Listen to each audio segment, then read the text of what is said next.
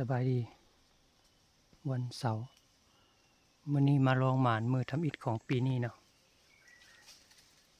อันนี้บ่อนเก่าที่ปีที่แล้วเราเคยมาท่าแล้วเนาะจะเฮ็ดซุ้มเก่าเฮ็ดบ่อนเก่านี่เนาะปีนี้บ่ค่อยลงปานใดเบิ่งจากสภาพใบไม้มันบ่คือกับปีที่แล้วเนาะ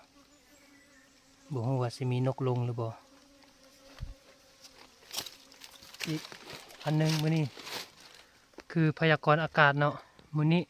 มื้อวานนี้มื้อนี้แล้วก็มื้ออื่นจะมีฝนตกเนาะเดี๋ยวนี้ยังบ่มีแดดเทื่อเนาะยังมืดอยู่ท้องฟ้ายังมืดครึ้มอยู่แต่ว่าเฮาได้มาแล้วเนาะลองหมานว่าจะมีนกลงจักโตเนาะ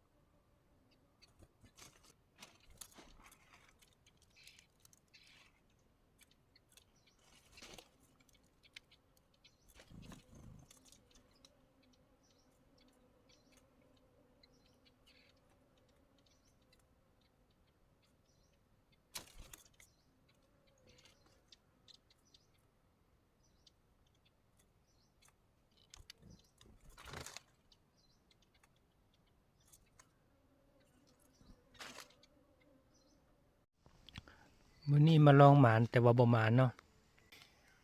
เมื่อกี้ถ้าบ่ออกมานี่ได้ยิงนกเขียวอยู่เทิงต้นไม้นี่ดอกมันหล่นคิดว่าแม่นตัวฮ้องบ่โตหยังขึ้นไปออกมาเบิ่งซั่นออกมากำลังออกมายืนอยู่ประตูนี่นกเขียวบินมาจับอยู่นี่อยู่ทางเทิงหัวนี่จับอยู่ไม้ตอนนี้บินมาจับไปนี่พอดี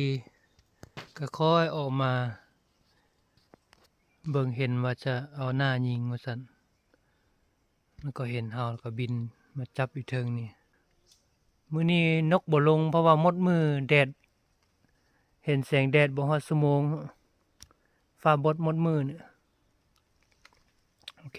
พบกันใหม่ถ้าคืนนี้ฝนบ่ตกแล้วก็มื้ออื่นไปต่อมื้อนี้มาลองหมานแต่ว่าบ่หมาน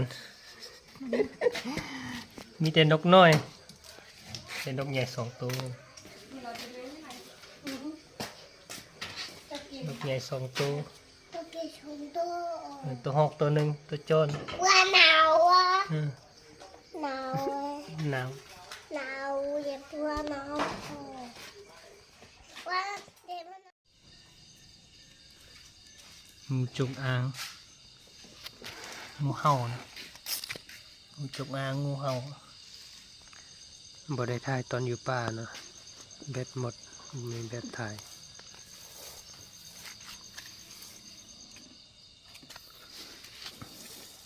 เท่าแขนเนาะขั้นเท่ากับแขนเลย